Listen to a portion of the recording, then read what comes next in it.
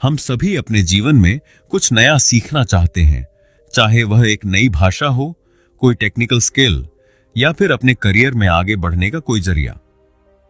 लेकिन समस्या यह है कि पारंपरिक शिक्षा पद्धति बहुत धीमी होती है। स्कूल, कॉलेज और डिग्री लेने में सालों लग जाते हैं और कई बार हमें वह वास्तविक ज्ञान भी नहीं मिलता जो हमें सफलता की ऊंचाइयों तक ले जा सके। इसी वजह से आज के तेज रफ्तार वाले युग में अगर हमें तेजी से सीखना है, खुद को लगातार अपडेट करना है और प्रतिस्पर्धा में आगे निकलना है, तो हमें एक अलग, ज्यादा प्रभावी तरीका अपनाना होगा। यही तरीका है अल्ट्रा लर्निंग। अल्ट्रा लर्निंग का मतलब है तेज गहराई से और खुद की पहल पर सीखना। यह कोई आम तरीका नहीं, बल्कि एक शक्तिशाली रणनीति है जिससे आप महीनों में वह सीख सकते हैं जो पारंपरिक शिक्षा में सालों लगते हैं। दुनिया के सबसे सफल लोग, चाहे वह एंटरप्रेन्योर हों, वैज्ञानिक हों या कलाकार, तेजी से सीखने की इस कला में माहिर होते हैं। अल्ट्रा लर्निंग आपको सीमाओं को तोड़कर वह हासिल करने की क्षमता देता है जिसकी लोग केवल कल्पना कर सकते हैं। अब सोचिए, अगर आप कुछ भी बहुत तेजी से सीख सकते हैं तो आपका जीवन कितना बदल सकता है।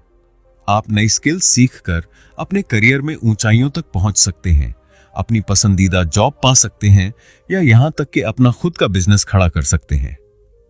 अगर आप एक छात्र हैं तो आप पारंपरिक शिक्षा से कहीं अधिक तेजी से सफलता हासिल कर सकते हैं। अगर आप नौकरी पेशा व्यक्ति हैं तो आप कम समय में नई स्किल सीखकर अपनी इनकम और पदोन्नति के अवसर बढ़ा सकते हैं। और अगर आप एक उद्यमी बनना चाहते हैं तो यह तकनीक आपको दूसरों से बहुत आगे ले जा सकती है। यह कोई काल्पनिक कहानी नहीं, बल्कि एक सिद्ध किया हुआ तरीका है। स्कॉट यंग, जिन्होंने इस अवधारणा को दुनिया के सामने रखा, खुद इसका सबसे बेहतरीन उदाहरण है। उन्होंने केवल 1 साल में MIT की 4 साल की कंप्यूटर साइंस डिग्री पूरी कर ली, और वह भी बिना कक्षा में जाए। उन्होंने 4 अलग अलग भाषाएं केवल कुछ ही महीनों में सीख ली और लगातार नए कौशल सीखकर खुद को बेहतर बनाया। अगर वह यह कर सकते हैं तो आप भी कर सकते हैं। यह किताब आपको अल्ट्रा लर्निंग के उन सिद्धांतों से अवगत कराएगी जिनकी मदद से आप तेजी से सीख सकते हैं, अपने ज्ञान को गहराई तक पहुंचा सकते हैं और अपने जीवन को बदल सकते हैं। इस यात्रा में आपका स्वागत है। अब समय आ गया है कि आप अपने भीतर छुपी सीखने की शक्ति को पहचानें और अपनी सफलता की कहानी खुद लिखें। किताब को आसानी से समझने के लिए हमने इस समरी को 11 अध्यायों में विभाजित किया है। तो चलिए शुरू करते हैं। Chapter 1, the mindset of an ultra learner. क्या आपने कभी सोचा है कि कुछ लोग असाधारण रूप से तेजी से नई चीजें कैसे सीख लेते हैं? वे कोई जादू नहीं करते, बल्कि उनके पास एक खास मानसिकता होती है, अल्ट्रा लर्नर की मानसिकता।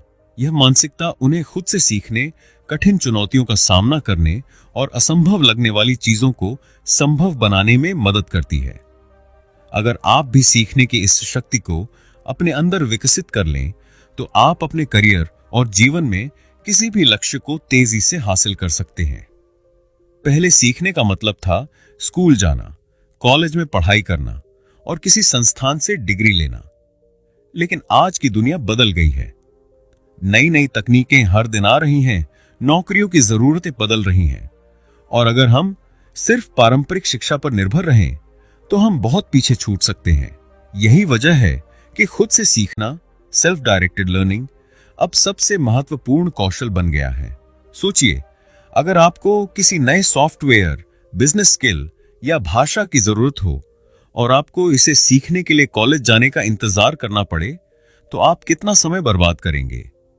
इसके बजाय अगर आप खुद पहल करें, सही तरीकों का इस्तेमाल करें और खुद से सीखना शुरू करें, तो आप महीनों में सालों का ज्ञान हासिल कर सकते हैं। आज के सबसे सफल लोग वे हैं जो खुद से सीखते हैं, खुद को लगातार बेहतर बनाते हैं और समय के साथ आगे बढ़ते हैं। अल्ट्रा लर्निंग आसान नहीं है, लेकिन यह असंभव भी नहीं है।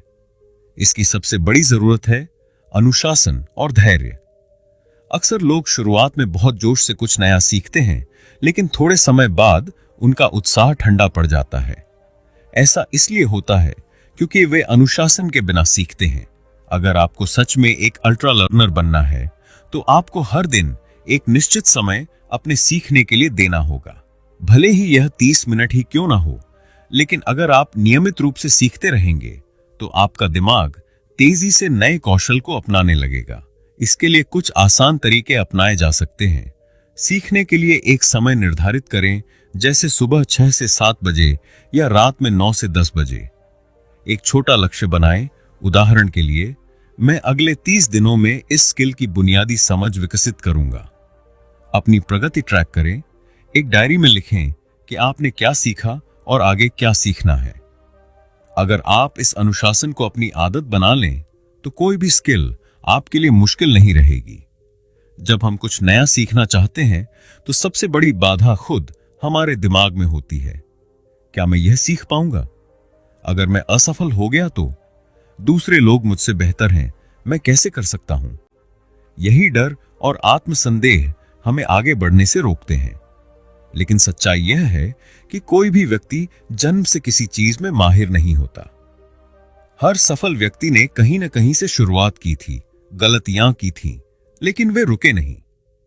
अगर आप इस डर को हरा दें और सीखने की प्रक्रिया पर भरोसा रखें तो कुछ भी असंभव नहीं है। याद रखें, गलतियां करना बुरा नहीं है, बल्कि यह सीखने का सबसे अच्छा तरीका है। हर महान व्यक्ति भी शुरुआत में नौसिखिया था। कोई भी चीज अभ्यास से सीखी जा सकती है।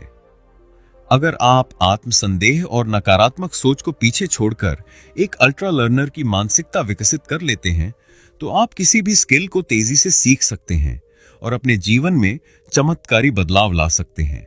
अब समय आ गया है कि आप खुद से सीखने की इस शक्ति को अपनाएं और अपनी सफलता की नई कहानी लिखें।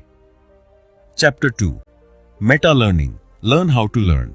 क्या आपने कभी सोचा है कि कुछ लोग नई चीजें बहुत तेजी से कैसे सीख लेते हैं? वे कोई सुपर ह्यूमन नहीं होते, बल्कि वे सीखने का तरीका पहले सीखते हैं। इसे कहते हैं मेटा लर्निंग, यानी किसी भी विषय को सीखने से पहले यह समझना कि उसे सबसे कारगर तरीके से कैसे सीखा जाए। यह किसी भी अल्ट्रा लर्नर के लिए सबसे पहला और सबसे जरूरी कदम होता है। अगर आप मेटा लर्निंग को सही से समझ लें तो आप कोई भी स्किल या विषय न केवल तेजी से बल्कि गहराई से सीख सकते हैं। अक्सर लोग किसी नए कौशल या विषय को सीखना शुरू कर देते हैं बिना यह सोचे कि सबसे अच्छा तरीका क्या हो सकता है। नतीजा, वे बीच में ही रुचि खो देते हैं, जरूरी चीजों पर ध्यान नहीं दे पाते और अंत में उनका समय बर्बाद होता है। यही गलती आपको नहीं करनी है। जब भी आप कुछ नया सीखना चाहें, सबसे पहले उस विषय के बारे में सही रिसर्च करें। सबसे महत्वपूर्ण चीजें क्या हैं जो आपको सीखनी चाहिए? आपके लक्ष्य के लिए कौन से टॉपिक सबसे अधिक जरूरी हैं? सीखने के लिए सबसे अच्छे संसाधन कौन कौन से हैं? इस प्रक्रिया को अपनाने से आप सीधे मुख्य बातों पर ध्यान देंगे और समय की बर्बादी से बचेंगे। उदाहरण के लिए, अगर आप वेब डेवलपमेंट सीखना चाहते हैं तो आपको पहले यह समझना होगा कि इसके लिए HTML, CSS, जावास्क्रिप्ट और फ्रेमवर्क्स, रिएक्ट, एंगुलर आदि सीखना जरूरी है, न कि इधर उधर की थ्योरी। इसी तरह अगर आप कोई भाषा सीखना चाहते हैं तो सबसे पहले आपको व्याकरण और सबसे जरूरी शब्दावली पर ध्यान देना चाहिए, न कि हर छोटे नियम पर। Chapter 3, focus, deep work for maximum results. क्या आपने कभी कुछ नया सीखते समय महसूस किया है कि आपका दिमाग इधर उधर भटकने लगता है? जैसे ही आप पढ़ाई या कोई नई स्किल सीखने बैठते हैं, अचानक सोशल मीडिया के नोटिफिकेशन, फोन कॉल्स या अन्य विचार आपके ध्यान को भटकाने लगते हैं। यह सबसे बड़ी वजह है कि ज्यादातर लोग तेजी से नहीं सीख पाते। अगर आप सच में एक अल्ट्रा लर्नर बनना चाहते हैं तो आपको गहरी एकाग्रता, डीप फोकस की कला सीखनी होगी। आज के डिजिटल युग में ध्यान भटकाने वाली चीजें हर जगह हैं, लेकिन सफल लोग वही होते हैं जो अपनी एकाग्रता को मजबूत करके गहरे ध्यान, डीप वर्क में जाकर कम समय में असाधारण परिणाम प्राप्त करते हैं। इस अध्याय में हम सीखेंगे कि कैसे गहरी एकाग्रता विकसित करें, ध्यान भटकाने वाली चीजों को हटाएं और ऐसे व्यावहारिक तरीकों को अपनाएं जिनसे आपका फोकस और सीखने की गति कई गुना बढ़ जाए। जब भी हम कुछ सीखना चाहते हैं तो सबसे पहले हमें उन चीजों को हटाना होगा जो हमारा ध्यान भटकाती हैं। फोन और नोटिफिकेशन बंद करें। सोशल मीडिया और मैसेजिंग ऐप्स आपके ध्यान को मिनटों में भटका सकते हैं। इसलिए जब भी आप सीखने बैठें, अपने फोन को साइलेंट करें या डू नॉट डिस्टर्ब मोड पर डालें। शांत और व्यवस्थित जगह चुनें। ऐसा स्थान चुनें जहां कोई रुकावट न हो। अगर घर पर ध्यान भटकता है तो लाइब्रेरी या शांत कैफे में बैठकर पढ़ाई करें। सीखने के लिए टाइम ब्लॉक करें। जब भी सीखने बैठें, अपने दिमाग को पहले से तैयार करें कि इस समय सिर्फ पढ़ाई होगी, कोई और काम नहीं। ध्यान भटकाने वाली चीजों को हटाकर आप अपने दिमाग को फोकस मोड में डाल सकते हैं और तेजी से सीख सकते हैं। गहरी एकाग्रता बनाए रखने की क्षमता कैसे विकसित करें? फोकस करना एक मांसपेशी मसल की तरह होता है। जितना अभ्यास करेंगे उतना मजबूत होगा। लेकिन अगर आप बार बार ध्यान भटकने देते हैं तो आपका दिमाग आसानी से किसी भी रुकावट से प्रभावित होने लगेगा। अपने ध्यान की ताकत को बढ़ाने के लिए ये करें। एक छोटे छोटे फोकस सेशन से शुरू करें। अगर आप एक बार में 2 घंटे तक ध्यान केंद्रित नहीं कर सकते तो 25 से 30 मिनट के छोटे सेशन से शुरू करें। 2 अपनी प्रगति को ट्रैक करें। एक डायरी रखें और लिखें कि आप कितना ध्यान केंद्रित कर पा रहे हैं। 3 माइंडफुलनेस और ध्यान मेडिटेशन अपनाएं। सिर्फ 5 से 10 मिनट की ध्यान तकनीक जैसे गहरी सांस लेना आपकी एकाग्रता को बहुत बढ़ा सकती है। अब हम उन बेहतरीन तकनीकों की बात करेंगे जो आपकी एकाग्रता को बहुत तेजी से सुधार सकती हैं। 1 पोमोडोरो तकनीक। छोटे भागों में पढ़ें। यह दुनिया की सबसे लोकप्रिय फोकस तकनीकों में से एक है। इसमें आप 25 मिनट तक पूरी तरह ध्यान लगाकर पढ़ाई करते हैं, फिर 5 मिनट का ब्रेक लेते हैं। कैसे करें? 25 मिनट तक गहरी पढ़ाई करें, कोई रुकावट नहीं। फिर 5 मिनट का ब्रेक लें। इसे 4 बार दोहराएं, फिर 15 से 20 मिनट का बड़ा ब्रेक लें। में खो जाएं। फ्लो स्टेट वह अवस्था होती है जब आप किसी चीज में इतना डूब जाते हैं कि समय का पता ही नहीं चलता। फ्लो स्टेट में आने के लिए ऐसी चुनौतियां चुनें जो न ज्यादा कठिन हो न बहुत आसान। एक ही काम पर लंबे समय तक ध्यान दें। अपने सीखने के लिए एक लक्ष्य तय करें, जैसे मैं इस चैप्टर को 1 घंटे में पूरा करूंगा। 3 टाइम ब्लॉकिंग तकनीक। अपने समय को व्यवस्थित करें। अगर आप सीखने के लिए दिन में कुछ निश्चित समय तय कर लें तो आपका दिमाग इसे आदत बना लेता है। कैसे करें? हर दिन एक निश्चित समय पर पढ़ाई या स्किल सीखने के लिए बैठें। अपनी दिनचर्या में इसे एक महत्वपूर्ण हिस्सा बनाएं। एक कैलेंडर बनाकर उसमें समय निर्धारित करें। अगर आप गहरी एकाग्रता विकसित कर लेते हैं तो आप किसी भी स्किल को तेजी से सीख सकते हैं। दुनिया के सबसे सफल लोग जैसे एलन मस्क, बिल गेट्स और लियोनार्डो दा विंची इसी सिद्धांत का उपयोग करके असाधारण ज्ञान और प्रतिभा विकसित कर पाए। तो अब आपकी बारी है। आज ही डिस्ट्रैक्शंस हटाएं। गहरी एकाग्रता का अभ्यास करें। पोमोडोरो, फ्लो स्टेट और टाइम ब्लॉकिंग को अपनाएं। अगर आप इन तरीकों को अपनी सीखने की प्रक्रिया में लागू कर लेंगे तो कुछ ही महीनों में आप देखेंगे कि आप कितनी तेजी से सीख रहे हैं और आपकी एकाग्रता कितनी मजबूत हो गई है। अब समय आ गया है कि आप सीखने के खेल में सबसे आगे निकल जाएं। Chapter 4 directness, learn by doing.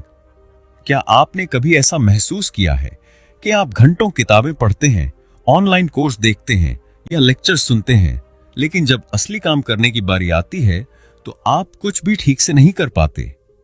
अगर हां, तो आप अकेले नहीं हैं। यही कारण है कि केवल पढ़ने और देखने से सीखना काफी नहीं होता। तेजी से और प्रभावी ढंग से सीखने के लिए आपको सीखने की प्रक्रिया को सीधा वास्तविक दुनिया से जोड़ना होगा। यह सिद्धांत प्रत्यक्षता, डायरेक्टनेस कहलाता है, जिसका सीधा मतलब है सीखने को सीधे प्रैक्टिकल अनुभव से जोड़ना। अगर आप किसी चीज में वास्तव में माहिर बनना चाहते हैं तो आपको केवल किताबें पढ़ने या वीडियो देखने तक सीमित नहीं रहना चाहिए, बल्कि आपको वास्तविक दुनिया में उसे लागू करना चाहिए। केवल पढ़ने और देखने से सीखना क्यों बेकार हो सकता है? अक्सर लोग यह सोचते हैं कि अगर वे कोई किताब पढ़ रहे हैं, ऑनलाइन कोर्स देख रहे हैं या नोट्स बना रहे हैं तो वे सीख रहे हैं।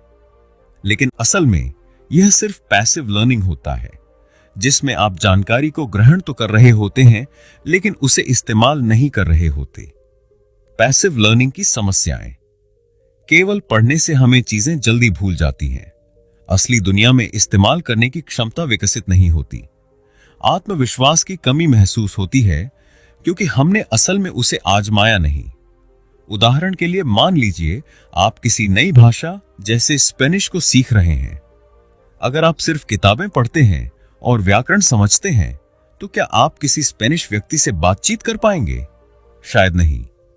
लेकिन अगर आप रोज किसी से स्पेनिश में बात करने की कोशिश करें तो आप बहुत तेजी से सीखेंगे। यही प्रत्यक्षता की शक्ति है। अब सवाल यह आता है कि सीखने को प्रत्यक्ष कैसे बनाया जाए। यहां कुछ प्रभावी तरीके दिए गए हैं। 1. जो सीख रहे हैं उसे तुरंत लागू करें।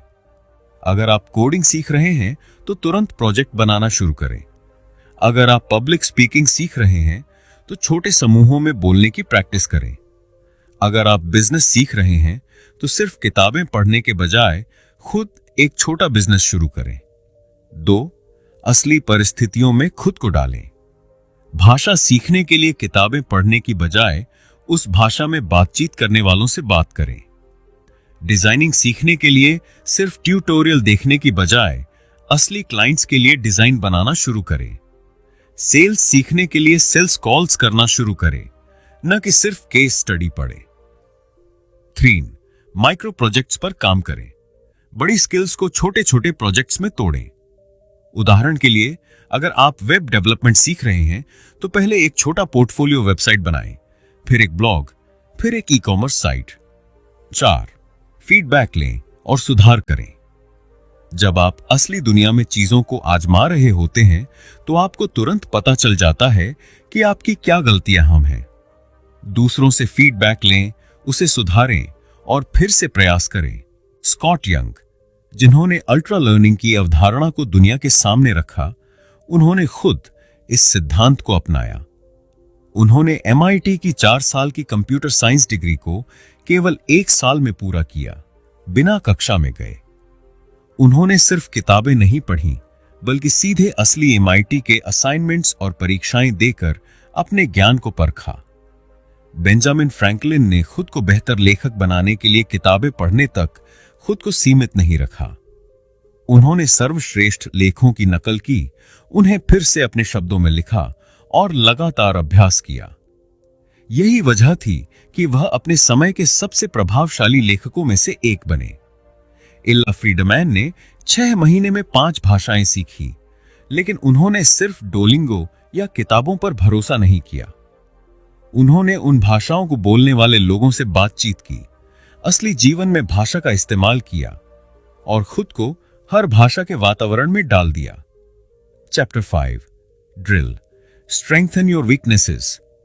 क्या आपने कभी महसूस किया है कि जब आप कोई नई स्किल सीखते हैं तो कुछ हिस्से बहुत आसान लगते हैं, लेकिन कुछ चीजें बार बार कठिन लगती हैं? ऐसा इसलिए होता है क्योंकि हर कौशल में कुछ ऐसे हिस्से होते हैं जो हमारे लिए चुनौतीपूर्ण होते हैं। अगर आप एक असली अल्ट्रा लर्नर बनना चाहते हैं तो आपको अपनी कमजोरियों को पहचान कर उन्हें मजबूत बनाना होगा। यही तरीका है तेजी से सीखने का। यही सिद्धांत है ड्रिल, यानी किसी भी जटिल कौशल को छोटे छोटे हिस्सों में तोड़ना, अपनी कमजोरियों को दूर करने के लिए टारगेटेड प्रैक्टिस करना और बार बार अभ्यास करके उसमें महारत हासिल करना। अक्सर लोग सोचते हैं कि कोई भी स्किल एक ही बार में सीखी जा सकती है, लेकिन सच्चाई यह है कि हर स्किल कई छोटे छोटे कौशलों से मिलकर बनी होती है। अगर आप सीधे पूरी स्किल को सीखने की कोशिश करेंगे तो यह भारी और कठिन लगेगी, लेकिन अगर आप इसे छोटे छोटे हिस्सों में बांटकर सीखें तो यह आसान हो जाएगी। उदाहरण, पब्लिक स्पीकिंग। यह सिर्फ मंच पर खड़े होकर बोलना नहीं है। इसमें आवाज का नियंत्रण, सही शब्दों का चुनाव, बॉडी लैंग्वेज, आत्मविश्वास और ऑडियंस से जुड़ना शामिल होता है। अगर आपको मंच पर बोलने में डर लगता है तो सबसे पहले छोटे समूहों में बोलने की प्रैक्टिस करें। गिटार बजाना। सिर्फ एक गाना बजाने की कोशिश करने की बजाय पहले अलग अलग कॉर्ड्स को सही से पकड़ने, फिर स्ट्रमिंग पैटर्न, फिर गाने की मेलोडी पर ध्यान दें।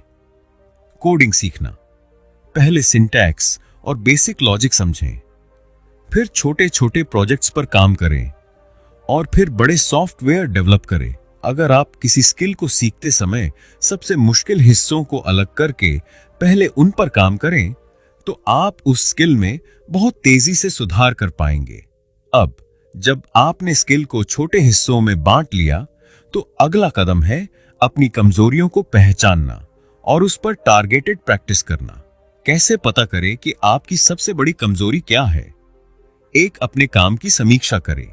जो भी आप सीख रहे हैं उसे देखें और पहचानें कि कौन सा हिस्सा सबसे कठिन लग रहा है। 2, फीडबैक लें। किसी एक्सपर्ट, मेंटर या साथी से पूछें कि आपकी सबसे कमजोर कड़ी क्या है। 3, टेस्ट लें। खुद से क्विज, प्रैक्टिस टेस्ट या सैंपल प्रोजेक्ट करें और देखें कि आप कहां पर सबसे ज्यादा गलती कर रहे हैं। अब जब आपको अपनी कमजोरी का पता चल गया, तो इसे दूर करने के लिए खास रणनीति अपनाएं। उदाहरण, अगर आपको अंग्रेजी बोलने में दिक्कत होती है, तो सिर्फ ग्रामर सीखने की बजाय स्पीकिंग ड्रिल करें। अगर आप कोडिंग सीख रहे हैं लेकिन आपको एल्गोरिदम समझने में दिक्कत हो रही है, तो हर दिन एक एल्गोरिदम पर फोकस करें। अगर आपको तेजी से टाइपिंग नहीं आती, तो रोज टाइपिंग स्पीड बढ़ाने की प्रैक्टिस करें। महत्वपूर्ण बात, अपनी कमजोरी को सुधारने में ज्यादा समय और एनर्जी लगाएं, न कि उन चीजों में जो आपको पहले से ही आती हैं। अगर आप किसी स्किल में मास्टर बनना चाहते हैं, तो सिर्फ किसी तरह अभ्यास करने से कुछ नहीं होगा। आपको डेलिब्रेट प्रैक्टिस करनी होगी, यानी समझदारी से, उद्देश्यपूर्ण और रणनीतिक अभ्यास। डेलिब्रेट प्रैक्टिस के 4 जरूरी नियम। एक स्पष्ट लक्ष्य बनाइए। हर सेशन में क्या सुधार करना है, यह पहले से तय करें। 2, फीडबैक लीजिए। हर बार अपने प्रदर्शन का विश्लेषण करें और सुधार के लिए सुझाव लें। 3, आराम से बाहर निकलिए। हमेशा अपनी सीमाओं को थोड़ा आगे बढ़ाएं ताकि आप और बेहतर हो सकें। 4, ध्यान केंद्रित करें। सिर्फ समय बिताने के लिए अभ्यास न करें, बल्कि पूरी ऊर्जा और एकाग्रता के साथ करें। उदाहरण, अगर आप गिटार सीख रहे हैं, तो सिर्फ 10 गाने बजाने की बजाय हर दिन एक नया कॉर्ड बेहतर करने पर ध्यान दें। अगर आप लेखन सुधारना चाहते हैं, तो सिर्फ लिखने की बजाय हर दिन एक पैराग्राफ को फिर से लिखें और उसे पहले से बेहतर बनाने पर ध्यान दें। अगर आप स्पोर्ट्स खेलते हैं, तो सिर्फ खेलने की बजाय अपनी कमजोर तकनीक पर ज्यादा फोकस करें। यही तरीका है किसी भी स्किल में असली महारत हासिल करने का। Chapter 6, retrieval. Test yourself to learn faster. क्या आपने कभी कोई किताब बार बार पढ़ी, लेकिन जब असल में जानकारी याद करने की बारी आई, तो आपको कुछ भी याद नहीं रहा? या फिर परीक्षा से पहले घंटों तक नोट्स पढ़े, लेकिन जब सवाल सामने आया तो उत्तर नहीं सूझा? अगर हां, तो आप अकेले नहीं हैं। ज्यादातर लोग यही गलती करते हैं। वे बार बार पढ़ते हैं, नोट्स बनाते हैं, हाईलाइट करते हैं, लेकिन कभी खुद को टेस्ट नहीं करते। यह सिर्फ पैसिव लर्निंग होती है, जो ज्यादा असरदार नहीं होती। अगर आप सच में तेजी से और लंबे समय तक सीखना चाहते हैं, तो आपको एक्टिव रिकॉल और सेल्फ टेस्टिंग जैसी तकनीकों का इस्तेमाल करना होगा। इन्हीं तकनीकों का उपयोग दुनिया के सबसे तेजी से सीखने वाले लोग करते हैं। क्यों बार बार पढ़ना और रिव्यू करना बेकार है? जब हम कोई किताब दोबारा पढ़ते हैं या नोट्स को बार बार देखते हैं, तो हमें ऐसा लगता है कि हम सीख रहे हैं, लेकिन यह सिर्फ एक भ्रम, इल्यूजन ऑफ लर्निंग होता है। समस्या क्या है? सिर्फ पढ़ने से हमारा दिमाग ज्यादा मेहनत नहीं करता, इसीलिए याद रखने की क्षमता कम होती है। पढ़ते समय हमें ऐसा लगता है कि हम सब कुछ जानते हैं, लेकिन जब हमें खुद से याद करना होता है, तो हम भूल जाते हैं। बिना अभ्यास के नई जानकारी हमारे दिमाग में ज्यादा देर तक नहीं टिकती। अगर आप सिर्फ पढ़ने और हाईलाइट करने पर निर्भर रहते हैं, तो आप पढ़कर भूलने वाले चक्र में फंस जाते हैं। आपको इस जाल से बाहर निकलने के लिए खुद को चुनौती देनी होगी, यानी जो सीखा है उसे खुद से याद करने की कोशिश करनी होगी। एक्टिव रिकॉल का मतलब है कि आप जो पढ़ चुके हैं उसे खुद से याद करने की कोशिश करें, बिना किताब या नोट्स देखे। कैसे करें? पहला, पढ़ने के बाद किताब बंद करें और सोचें कि आपने क्या सीखा। 2, अपने आप से सवाल पूछें और जवाब देने की कोशिश करें। 3, अगर आप भूल जाएं तो फिर से पढ़ें और दोबारा याद करने की कोशिश करें। उदाहरण, अगर आपने इतिहास का कोई चैप्टर पढ़ा है तो किताब बंद करके खुद से पूछें, इस अध्याय में सबसे महत्वपूर्ण बातें क्या थीं? अगर आप कोई नई भाषा सीख रहे हैं तो किताब देखकर नहीं, बल्कि दिमाग से नए शब्दों को याद करने की कोशिश करें। अगर आप कोडिंग सीख रहे हैं तो बिना देखे खुद से प्रोग्राम लिखने की कोशिश करें।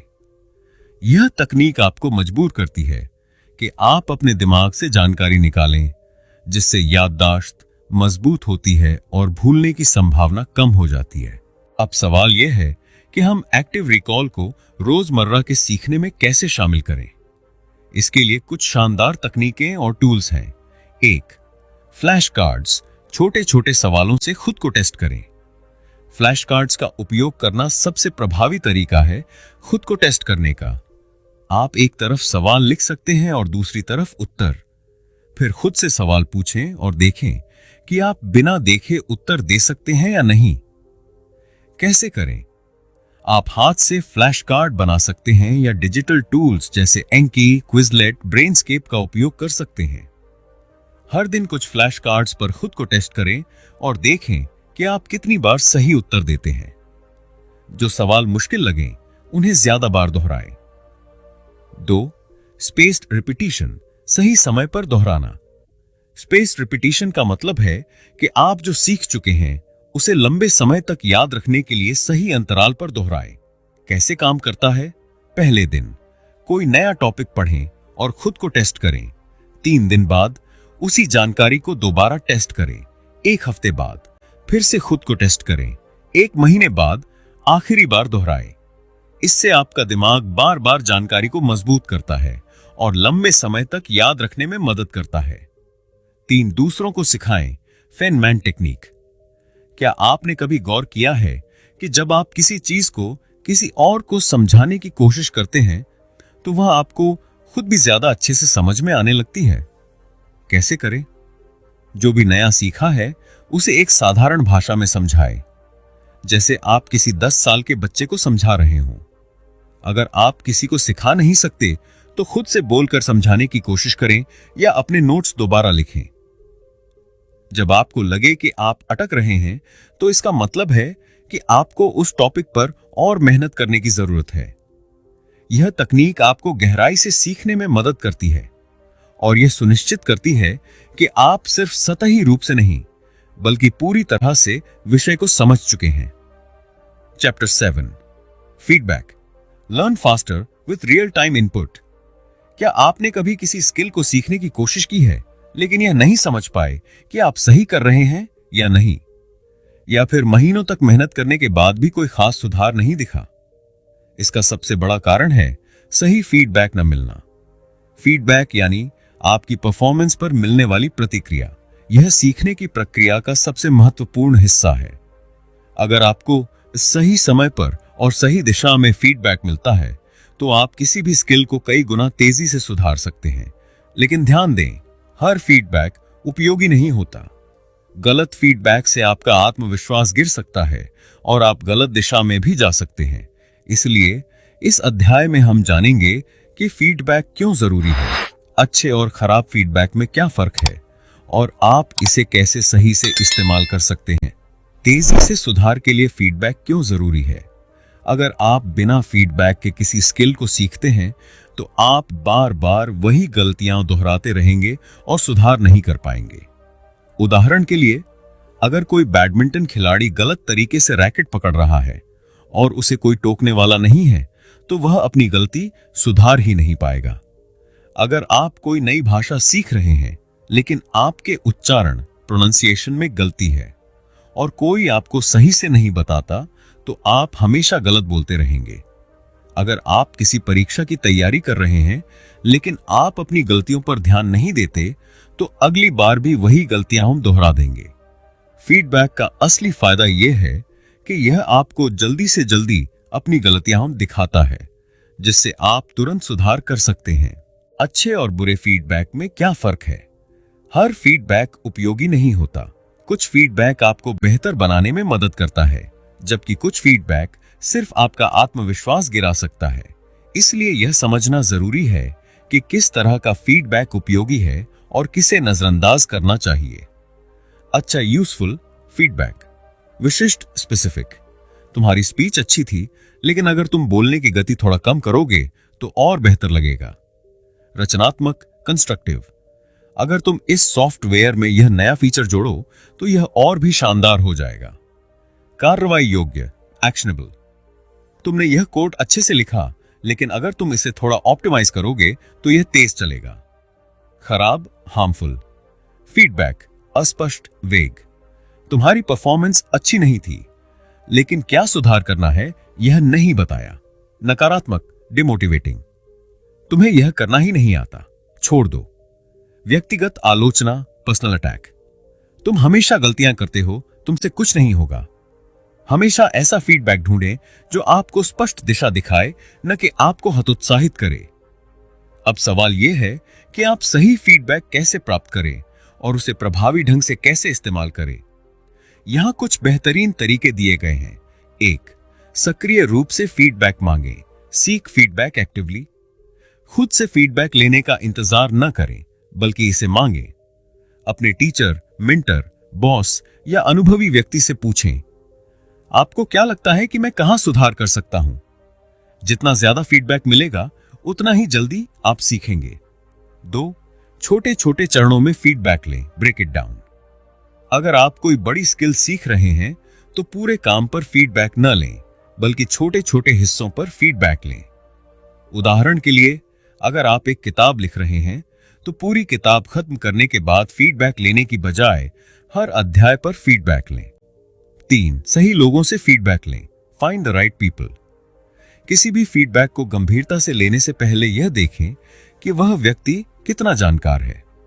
अगर आप बिजनेस पर काम कर रहे हैं तो सफल बिजनेसमैन से फीडबैक लें, न कि किसी ऐसे व्यक्ति से जिसे बिजनेस का कोई अनुभव नहीं। 4. फीडबैक को फिल्टर करें। Filter the feedback. Her feedback को सही मानकर उस पर काम करना जरूरी नहीं होता। अगर आपको 2 अलग अलग लोग अलग अलग सलाह देते हैं तो सोचें कि आपके लिए कौन सी सलाह सबसे ज्यादा उपयोगी है। 5. तुरंत सुधार करें। Apply the feedback immediately. Feedback लेने के बाद उसे सिर्फ सुनकर न छोड़ें, बल्कि तुरंत उस पर अमल करें। सीखने की प्रक्रिया का सबसे महत्वपूर्ण हिस्सा यह है कि आप अपनी गलतियों को सुधारने के लिए फीडबैक का इस्तेमाल करें। उदाहरण, अगर आपकी पब्लिक स्पीकिंग कमजोर है और आपको फीडबैक मिलता है कि आप बहुत तेज बोलते हैं, तो अगली बार जब आप बोलें तो धीरे बोलने की कोशिश करें। अगर आपको कोडिंग में फीडबैक मिलता है कि आपका कोड बहुत लंबा है, तो अपने अगले प्रोजेक्ट में छोटे और ऑप्टिमाइज्ड कोड लिखने पर ध्यान दें। Chapter 8 retention. Never forget what you learn. क्या आपने कभी कोई महत्वपूर्ण जानकारी सीखी लेकिन कुछ ही दिनों में उसे पूरी तरह भूल गए? या आपने किसी परीक्षा के लिए जमकर तैयारी की, लेकिन कुछ समय बाद वही टॉपिक दोबारा देखने पर ऐसा लगा जैसे आपने इसे कभी पढ़ा ही नहीं? अगर हां, तो यह समस्या सिर्फ आपकी नहीं है, यह हम सबकी समस्या है। हमारा दिमाग जानकारी को लंबे समय तक याद रखने के लिए नहीं बना है, बल्कि यह नई चीजें सीखने और पुराने डेटा को मिटाने के लिए डिजाइन हुआ है।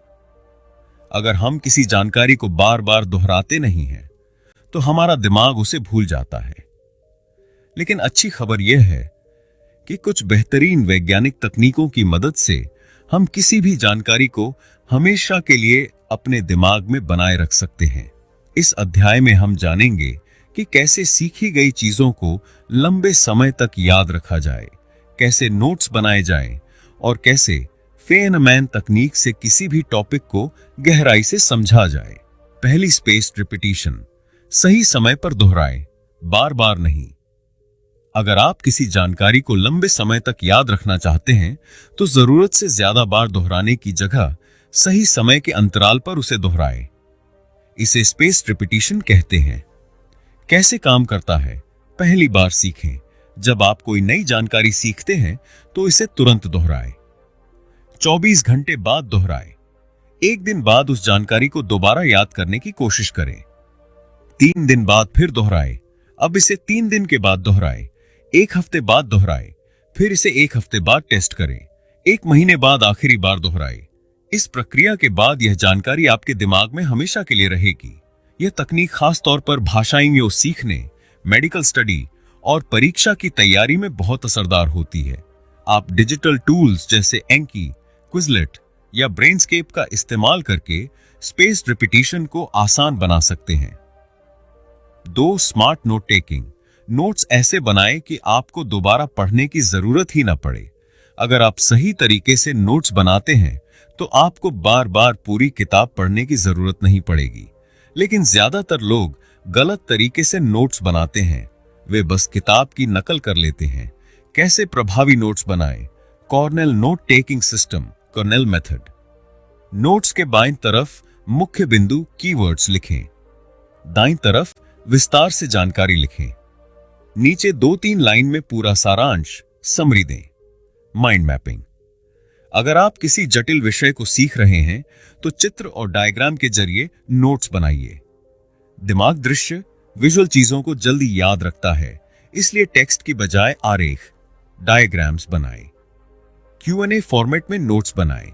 उदाहरण के लिए, अगर आप इतिहास पढ़ रहे हैं तो नोट्स में सिर्फ फैक्ट्स लिखने की बजाय सवाल और जवाब की शैली में लिखें। सवाल: 1557 की क्रांति के मुख्य कारण क्या थे? उत्तर: ब्रिटिश शासन की नीतियां, सैन्य असंतोष, सामाजिक धार्मिक कारण, आर्थिक शोषण। अगर आप नोट्स को इस तरह बनाएंगे तो जब भी आप दोहराएंगे तो जानकारी दिमाग में और मजबूत होगी। तीसरा, फेनमैन टेक्निक। किसी भी टॉपिक को गहराई से समझें। क्या आप सच में किसी टॉपिक को समझ गए हैं या सिर्फ उसे रट रहे हैं? यह जानने का सबसे अच्छा तरीका है फेनमैन टेक्निक। यह तकनीक 4 आसान स्टेप्स में काम करती है। एक टॉपिक को सबसे सरल भाषा में समझाएं। ऐसे समझाएं जैसे आप किसी 10 साल के बच्चे को बता रहे हों। 2 जहां अटकें वहां फिर से सीखें। अगर आप किसी हिस्से को समझाने में असफल होते हैं तो इसका मतलब है कि आपको उस हिस्से को और अच्छे से सीखना होगा। 3 सरल शब्दों और उदाहरणों का उपयोग करें। मुश्किल शब्दों की बजाय आसान भाषा में समझाएं। 4 अपने समझाने की प्रक्रिया को सुधारें। जब आप टॉपिक को बहुत आसान शब्दों में बिना रुके समझाने लगें तो इसका मतलब है कि आपने उसे पूरी तरह समझ लिया है। उदाहरण: अगर आप रिलेटिविटी थ्योरी सीख रहे हैं तो इसे बिना कठिन शब्दों के बहुत सरल शब्दों में समझाने की कोशिश करें। अगर आप इकोनॉमिक्स सीख रहे हैं तो इसे किसी दोस्त को उदाहरण देकर समझाएं। अगर आप किसी टॉपिक को खुद से या दूसरों को आसानी से समझा सकते हैं तो इसका मतलब है कि आपने उसे वास्तव में सीख लिया है। Chapter 9, intuition, going beyond memorisation. क्या आपने कभी देखा है कि कुछ लोग किसी भी टॉपिक को बहुत गहराई से समझते हैं? वे सिर्फ किताबों में लिखी बातों को याद नहीं रखते, बल्कि उस विषय को इतनी अच्छी तरह समझते हैं कि वे उसे सरल शब्दों में दूसरों को भी समझा सकते हैं। यह उनकी इंट्यूशन यानी अंतर्ज्ञान की ताकत होती है। असली समझ तभी आती है जब आप किसी भी विषय को सिर्फ रटने की बजाय उसे सच में महसूस करें, उसे अपने जीवन से जोड़ें और गहराई से उस पर सोचें। यही कारण है कि दुनिया के महानतम वैज्ञानिक, इंजीनियर्स, कलाकार और उद्यमी दूसरों से अलग होते हैं। वे किसी भी समस्या को हल करने के लिए अपनी अंतर्ज्ञान शक्ति का उपयोग करते हैं। इस अध्याय में हम सीखेंगे कि कैसे हम किसी भी विषय की गहरी समझ विकसित कर सकते हैं, कैसे एनालॉजी, विजुअलाइजेशन और सवाल पूछने की तकनीकों का इस्तेमाल कर सकते हैं, और कैसे महान विचारक नई अंतर्दृष्टि, इंसाइट्स प्राप्त करते हैं। 1. गहरी समझ कैसे विकसित करें। अक्सर लोग किसी टॉपिक को ऊपरी तौर पर याद रखते हैं, लेकिन जब उन्हें उसे असल जिंदगी में लागू करने को कहा जाता है तो वे असफल हो जाते हैं। ऐसा इसलिए होता है क्योंकि वे उस विषय की गहरी समझ, डीप अंडरस्टैंडिंग नहीं रखते। गहरी समझ विकसित करने के लिए इन 3 चीजों पर ध्यान देना जरूरी है। ए. जानकारी के टुकड़ों को जोड़ना, कनेक्टिंग द डॉट्स। किसी भी विषय को अलग थलग करके ना पढ़ें, इसे अन्य विषयों से जोड़ें। उदाहरण के लिए भूगोल और इतिहास को जोड़कर पढ़ें ताकि आपको समझ आए कि क्यों कुछ देशों का विकास तेजी से हुआ और कुछ पीछे रह गए। बी, रटने की बजाय असली जिंदगी से जोड़ें रियल वर्ल्ड एप्लीकेशंस। अगर आप कोई नया कॉन्सेप्ट सीख रहे हैं तो यह सोचें कि इसे असल जीवन में कैसे लागू किया जा सकता है। उदाहरण के लिए अगर आप फिजिक्स में न्यूटन के नियम सीख रहे हैं तो यह सोचें कि ये नियम गाड़ियों, खेल और हमारे रोजमर्रा के जीवन में कैसे काम करते हैं। सी, जटिल चीजों को छोटे हिस्सों में तोड़ें। Break down complex topics. कठिन टॉपिक्स को छोटे छोटे भागों में बांटें और हर भाग को अलग अलग समझें। यह ठीक वैसे ही है जैसे कोई बड़ी पहेली पजल हल करने के लिए हम पहले छोटे छोटे हिस्सों को जोड़ते हैं। 2, एनालॉजी, विजुअलाइजेशन और सवाल पूछने की तकनीकें। अगर आप किसी टॉपिक को बेहतर तरीके से समझना चाहते हैं तो आपको सिर्फ शब्दों पर निर्भर नहीं रहना चाहिए बल्कि उसे महसूस करना चाहिए। इसके लिए 3 शक्तिशाली तकनीकें हैं। ए, एनालॉजी, एनालॉजीज, तुलना करके समझें। एनालॉजी यानी किसी कठिन चीज को आसान चीज से जोड़कर समझना। उदाहरण, इलेक्ट्रिसिटी को पानी के प्रवाह से तुलना करना। जिस तरह पानी पाइप के जरिए बहता है उसी तरह इलेक्ट्रिसिटी तारों में बहती है। वोल्टेज शांत पानी का दबाव, करंट शांत बहने वाली पानी की मात्रा। कंप्यूटर प्रोसेसर को दिमाग से तुलना करना। कंप्यूटर में सीपीयू सोचने का काम करता है, ठीक वैसे ही जैसे इंसान का दिमाग। जब आप किसी विषय को अपनी रोजमर्रा की चीजों से जोड़कर समझते हैं तो वह ज्यादा आसानी से याद रहता है। बी, विजुअलाइजेशन, विजुअलाइजेशन, दिमाग में चित्र बनाइए। हमारा दिमाग शब्दों की बजाय चित्रों को जल्दी और लंबे समय तक याद रखता है। कैसे करें? जब भी आप कोई नया टॉपिक पढ़ें उसे अपने दिमाग में एक कहानी या चित्र के रूप में सोचें। डायग्राम, फ्लो चार्ट और माइंड मैप्स का इस्तेमाल करें। गणित और विज्ञान के कॉन्सेप्ट्स को ग्राफ और चार्ट की मदद से समझें। उदाहरण, अगर आप डीएनए संरचना सीख रहे हैं तो इसे सीढ़ी की तरह विजुअलाइज करें। अगर आप बिजनेस स्ट्रेटजी सीख रहे हैं तो इसे चेस गेम, शतरंज की तरह सोचें।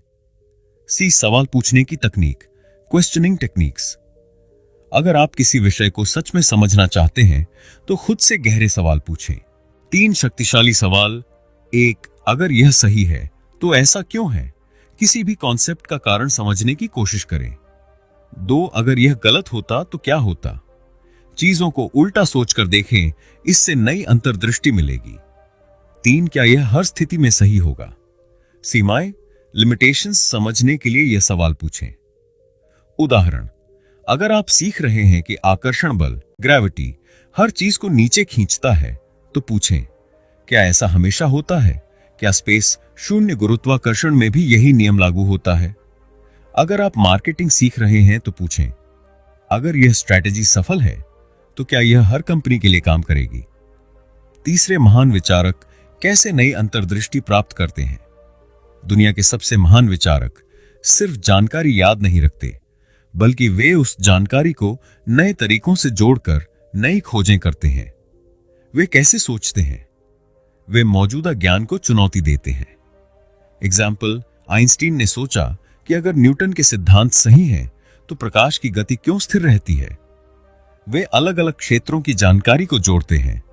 एग्जाम्पल, स्टीव जॉब्स ने डिजाइन, टेक्नोलॉजी और साइकोलॉजी को मिलाकर शानदार प्रोडक्ट्स बनाए। वे असफलताओं से सीखते हैं और बार बार प्रयोग करते हैं। एग्जाम्पल, एडिसन ने हजारों बार प्रयोग करके बल्ब बनाया।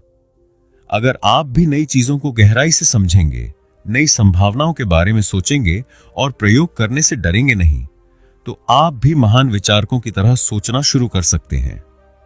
Chapter 10, experimentation, innovate your learning process. क्या आपने कभी सोचा है कि कुछ लोग सीखने में दूसरों से तेज क्यों होते हैं?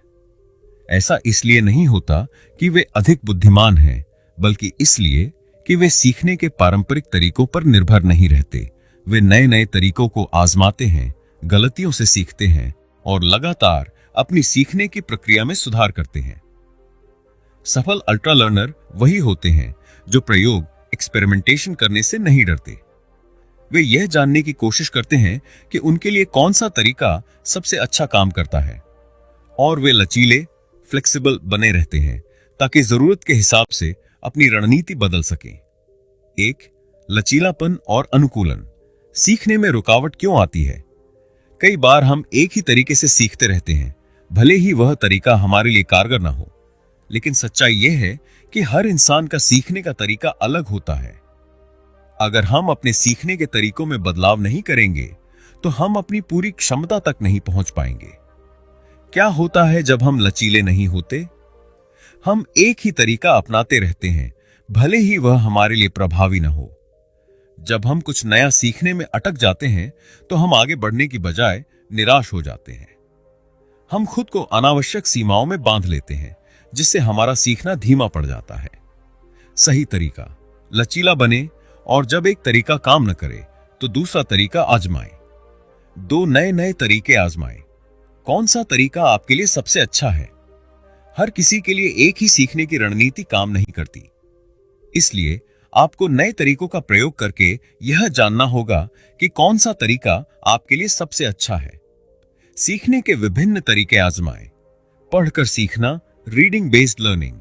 अगर आपको पढ़ने से सबसे ज्यादा समझ आता है तो किताबों और लेखों पर फोकस करें। वीडियो से सीखना, विजुअल लर्निंग। अगर आप विजुअल लर्नर हैं तो यूट्यूब ट्यूटोरियल्स, ऑनलाइन कोर्स और इन्फोग्राफिक्स का इस्तेमाल करें। सुनकर सीखना, ऑडियो बेस्ड लर्निंग। अगर आप ऑडियो लर्नर हैं तो पॉडकास्ट और ऑडियो बुक्स का उपयोग करें। लिखकर सीखना, राइटिंग बेस्ड लर्निंग। अगर आपको लिखकर याद रहता है तो नोट्स और सारांश बनाने पर ध्यान दें। करके सीखना, लर्निंग बाय डूइंग। अगर आप प्रैक्टिकल लर्नर हैं तो असली प्रोजेक्ट्स पर काम करें और सीखने के बजाय करने की आदत डालें।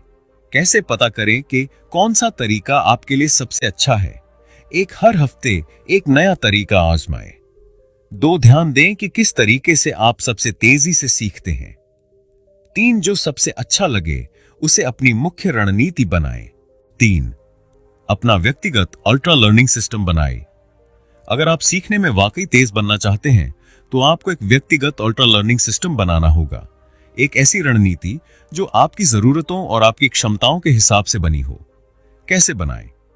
ए, लक्ष्य निर्धारित करें। Set clear goals. सीखने का उद्देश्य तय करें। मैं 3 महीने में बेसिक स्पेनिश बोल सकूंगा। सीखने की रूपरेखा तैयार करें। कौन से विषय, कौन से टॉपिक्स सबसे जरूरी हैं। समय सीमा तय करें। हर हफ्ते 5 घंटे इस पर काम करूंगा। बी, सही तरीके चुनें। Choose the best methods. अगर आपको पढ़कर सीखना पसंद है तो ज्यादा से ज्यादा किताबें और रिसर्च पेपर्स पढ़ें। अगर आप विजुअल लर्नर हैं तो वीडियो और ग्राफिक्स का उपयोग करें। मिश्रित तकनीकों, हाइब्रिड अप्रोच का उपयोग करें।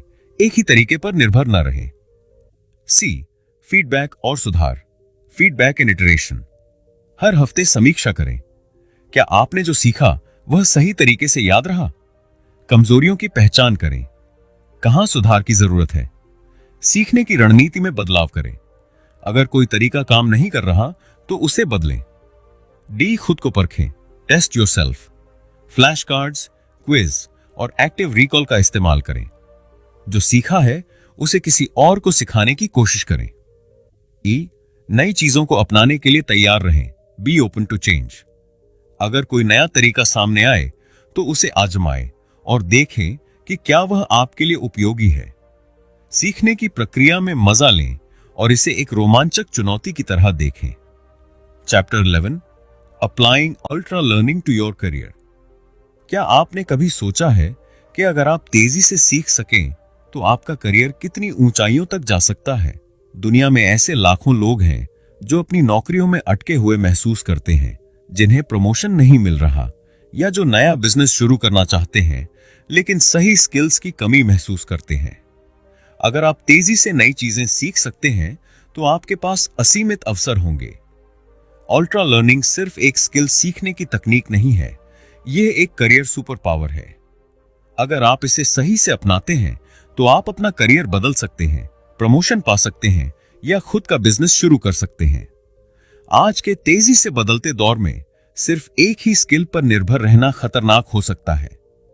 अगर आपको अपने करियर में आगे बढ़ना है तो आपको नई स्किल सीखनी होंगी, और वह भी जल्दी। आप अल्ट्रा लर्निंग को करियर में कैसे लागू कर सकते हैं? ए, नया करियर शुरू करने के लिए अल्ट्रा लर्निंग। अगर आप एक नए फील्ड में जाना चाहते हैं तो सबसे पहले उस इंडस्ट्री की जरूरी स्किल्स सीखें। पारंपरिक डिग्री के बजाय online course, project based learning और रियल लाइफ एक्सपीरियंस पर ध्यान दें। 6 महीने में खुद को पूरी तरह तैयार कर सकते हैं। बी, प्रमोशन पाने के लिए अल्ट्रा लर्निंग। अगर आप अपनी मौजूदा नौकरी में आगे बढ़ना चाहते हैं तो अपने काम से जुड़ी नई टेक्निकल और सॉफ्ट स्किल्स सीखें। बॉस को दिखाएं कि आप नई स्किल्स के साथ ज्यादा वैल्यू जोड़ सकते हैं। प्रैक्टिकल तरीके से सीखें और अपने काम में उसे लागू करें। सी, बिजनेस शुरू करने के लिए अल्ट्रा लर्निंग। बिजनेस शुरू करने के लिए आपको मार्केटिंग, सेल्स, फाइनेंस और मैनेजमेंट जैसी स्किल्स सीखनी पड़ेंगी। अल्ट्रा लर्निंग अपनाकर आप जल्दी सीख सकते हैं और छोटे छोटे एक्सपेरिमेंट करके बिजनेस बढ़ा सकते हैं। सफल उद्यमी वही होते हैं जो तेजी से नई चीजें सीखते और उन्हें लागू करते हैं। अगर आप अल्ट्रा लर्निंग को अपने करियर में अपनाते हैं तो आप 10 गुना तेजी से आगे बढ़ सकते हैं। ट्रिस्टन डी मोंटफोर्ट बिना डिग्री के एआई एक्सपर्ट बने। ट्रिस्टन ने अल्ट्रा लर्निंग अपनाकर मशीन लर्निंग और आर्टिफिशियल इंटेलिजेंस सीखा, बिना कंप्यूटर साइंस डिग्री लिए। उन्होंने ऑनलाइन रिसोर्सेज से सीखा, खुद के प्रोजेक्ट बनाए और आज एक सफल एआई इंजीनियर हैं। डेविड गोगिंस, असंभव से संभव तक का सफर। डेविड गोगिंस, जो कभी ओवरवेट और असफल थे, ने खुद को अल्ट्रा लर्निंग और सेल्फ डिसिप्लिन से पूरी तरह बदल लिया। उन्होंने नौसेना में सबसे कठिन ट्रेनिंग पूरी की, मैराथन रनर बने और एक बेहतरीन मोटिवेशनल स्पीकर के रूप में प्रसिद्ध हुए। रोजर क्रेग, गेम शो जीतने के लिए अल्ट्रा लर्निंग अपनाया। रोजर क्रेग ने जेपॉडी नाम के गेम शो में जीतने के लिए स्पेस रिपीटिशन और एक्टिव रिकॉल जैसी अल्ट्रा लर्निंग तकनीकों का उपयोग किया। उन्होंने पारंपरिक सीखने की जगह स्मार्ट लर्निंग को अपनाया और प्रतियोगिता में रिकॉर्ड तोड़ जीत हासिल की। ये सभी लोग यह साबित करते हैं कि अल्ट्रा लर्निंग से कोई भी असंभव चीज को संभव बना सकता है। अब सवाल यह है कि आप खुद अल्ट्रा लर्निंग को कैसे अपनाएं। इसके लिए आपको एक ठोस योजना बनानी होगी। ए, एक स्पष्ट लक्ष्य तय करें, डिफाइन योर गोल। क्या आप एक नई स्किल सीखना चाहते हैं? क्या आप अपनी नौकरी बदलना चाहते हैं? क्या आप कोई नया बिजनेस शुरू करना चाहते हैं? गोल को स्पष्ट करें और एक समय सीमा तय करें। बी, सही रिसोर्सेज ढूंढें, find the best learning resources. कौन सी किताबें, ऑनलाइन कोर्स या प्रोजेक्ट्स आपकी मदद करेंगे? क्या आपको मेंटर या कोच की जरूरत है? सी, प्रैक्टिकल अप्रोच अपनाएं, use the direct learning method. सिर्फ पढ़ने पर समय न बर्बाद करें, जो सीखा है उसे तुरंत प्रैक्टिकल रूप से लागू करें। असली दुनिया के प्रोजेक्ट्स पर काम करें। डी, फीडबैक लें और सुधार करें, गेट फीडबैक एंड इटरेट। सीखते समय अपने काम का मूल्यांकन करें। गलतियां करने से न डरें बल्कि उनसे सीखें। ई, एक निश्चित समय तय करें, क्रिएट अ लर्निंग स्केड्यूल। हर दिन या हर हफ्ते कुछ समय अल्ट्रा लर्निंग को दें। धीरे धीरे इसमें सुधार करें और इसे अपनी आदत बना लें। अगर आप इन स्टेप्स को अपनाते हैं तो आप किसी भी स्किल को सुपर फास्ट सीख सकते हैं और अपने करियर को नई ऊंचाइयों तक ले जा सकते हैं। तो दोस्तों, अल्ट्रा लर्निंग किताब से हमने बहुत कुछ सीखा, कैसे हम तेजी से और गहराई से कोई भी नया स्किल सीख सकते हैं। लेकिन सवाल यह है कि अब आगे क्या? क्या सिर्फ इस किताब को पढ़ना ही काफी है? बिल्कुल नहीं। अल्ट्रा लर्निंग का असली फायदा तभी होगा जब आप इसे अपने जीवन में लागू करेंगे। स्कॉट यंग कहते हैं कि सीखना सिर्फ एक एक्टिविटी नहीं बल्कि एक लाइफस्टाइल है। तो चलिए 3 एक्शन स्टेप्स लेते हैं जिससे आप आज से ही एक अल्ट्रा लर्नर बन सकते हैं। स्टेप 1, अपना सीखने का मिशन सेट करें। जो भी स्किल आपको सीखनी है उसे क्लियर डिफाइन करें। सिर्फ मुझे फ्रेंच सीखना है मत कहिए, बल्कि कहिए 6 महीनों में मैं फ्रेंच में बातचीत करने में सक्षम होऊंगा। स्टेप 2, इंटेंस और फोकस्ड लर्निंग अपनाएं। दुनिया के सबसे अच्छे रिसोर्सेज का इस्तेमाल करें और डीप वर्क करें, यानी बिना डिस्ट्रैक्शन के लगातार अभ्यास करें। स्टेप 3, खुद को चैलेंज करें और तुरंत लागू करें। सीखने का सबसे अच्छा तरीका है रियल वर्ल्ड प्रैक्टिस। जो भी आप सीख रहे हैं उसे प्रैक्टिकली इस्तेमाल करें। अब आपकी बारी है। क्या आप भी अल्ट्रा लर्निंग को अपनी लाइफ में अपनाने वाले हैं? कमेंट में बताइए कौन सा स्किल आप सीखने वाले हैं। अगर वीडियो पसंद आया तो लाइक, शेयर और सब्सक्राइब करना मत भूलिए। हम अगले वीडियो में मिलते हैं, तब तक सीखते रहिए, बढ़ते रहिए।